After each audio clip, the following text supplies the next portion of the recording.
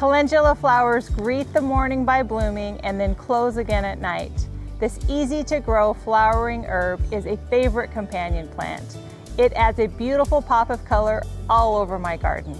Learn how to grow calendula with these 5 tips. I'm Angela from Growing in the Garden. My garden is in Mesa, Arizona. I want to help you succeed even if you're gardening in tough conditions. The first tip is to plant calendula throughout your garden as a companion plant.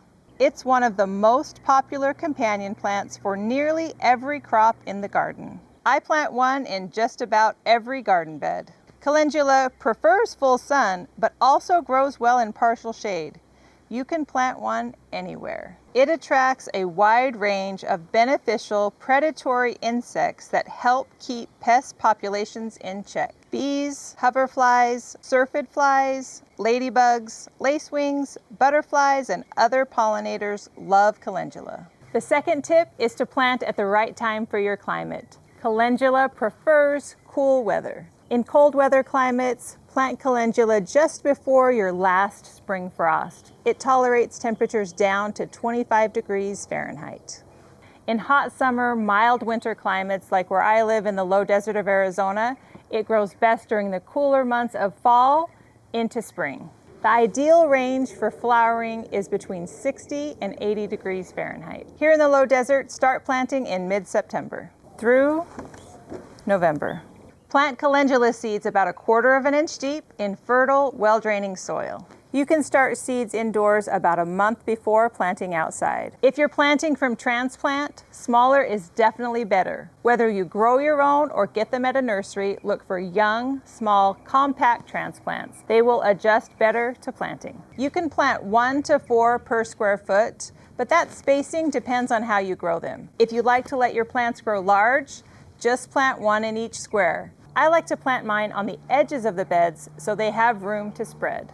Now I'll tell you how to keep your calendula looking good all season long. It needs regular water. Don't let it dry out. And it doesn't require extra fertilizer during the growing season. Keep spent flowers cut back to encourage more blooms.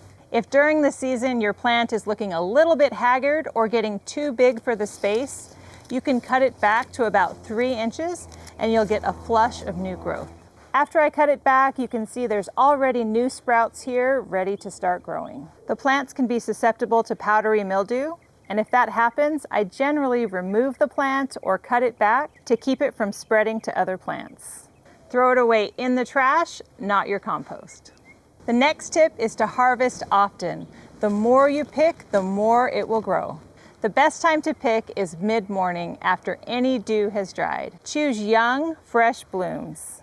Avoid harvesting any of the blooms that are already starting to turn into seeds. Blooms left on the plant quickly develop into seeds. The seeds are ready to harvest when they turn brown. It reseeds easily because there's so many seeds. If you don't want it to come back, be sure to harvest all of the seeds. My last tip is to use it. You've grown it organically and know exactly where it came from. Calendula petals are edible. The entire flower is used in oils, salves, and teas.